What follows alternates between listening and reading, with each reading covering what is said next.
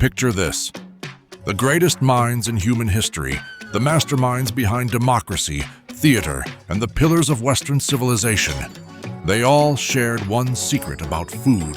Not some mystical superfood, not some hidden ingredient, but something they refused to eat. This was philosophy, raw, radical wisdom that got crushed under centuries of modern noise. The answer to the question, what is the key to transforming one's mind and body?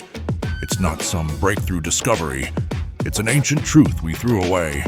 And here's the kicker. Science is now proving they were right all along. Forget everything you think you know about ancient Greece. While everyone focuses on marble columns and philosophical debates, a revolutionary movement was exploding at dinner tables across the ancient world. Ground zero? Pythagoras. You know his math theorem, but here's what they don't teach you.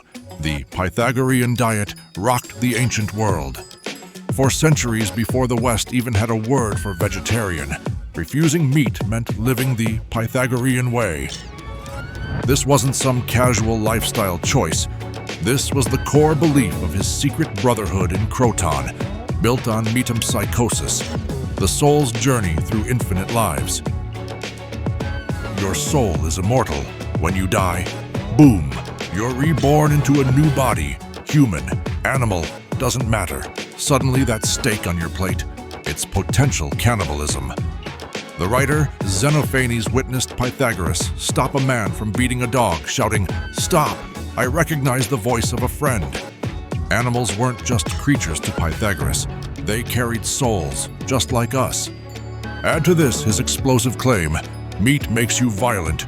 Meat breeds war. Learn to reject animal slaughter, and you'll find human violence repulsive. His battle cry thundered across Greece. Stop desecrating your bodies with impious foodstuffs. The earth provides gentle sustenance. Was Pythagoras a Hindu who believed in karma? No, he was ancient Greece's brightest mind.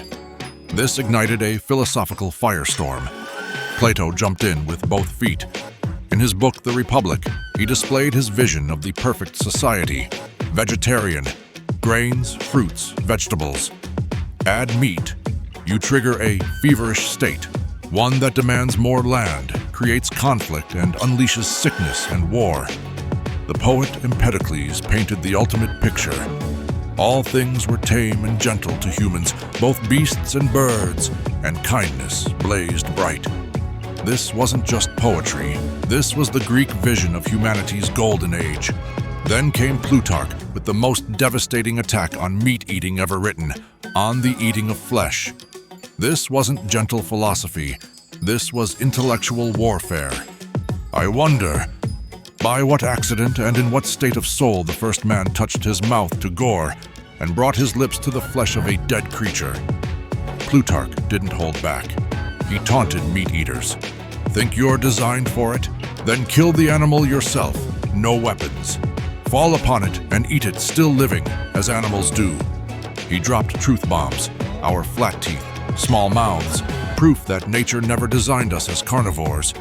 Eating meat wasn't just ethically wrong. It was a violation of our very essence, an act of horrific cruelty. His words cut deep. For some little mouthful of flesh, we deprive a soul of the sun and light, and of that proportion of life and time it had been born into the world to enjoy. We don't eat lions and wolves in self-defense.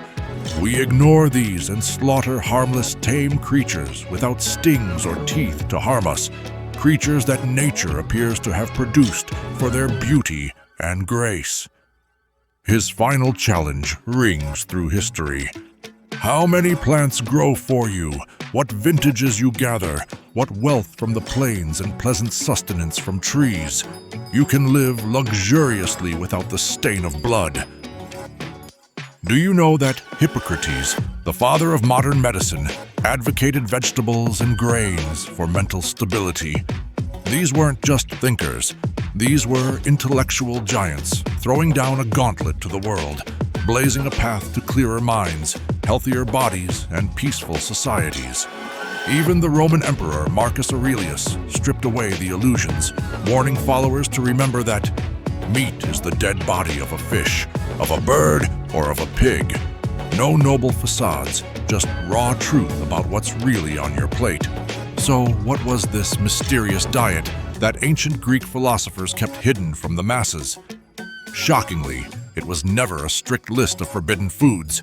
It was something far more powerful, a question, an invitation to think deeper about what lands on your plate, a philosophy built on two revolutionary ideas that could transform everything. Firstly, compassion isn't just for humans, and secondly, true health isn't just for the body, it's for the soul, the city, and the whole world. Wake up! The wisdom of Pythagoras, Plato, and Plutarch wasn't about restriction. It was about challenging the most violent and unnatural human habit ever adopted. They weren't preaching deprivation. They were declaring war on violence itself. Their vision, peace. Not just between nations, between species. Think about this. Thousands of years before our first clinical trial, before our first laboratory, before our first peer-reviewed study, these intellectual giants had already mapped out a radical blueprint for greater health and harmony. Their ancient question explodes with relevance today. It cuts to the core of everything. This isn't just about what we eat. This is about who we are willing to become. The question is, are we ready to listen?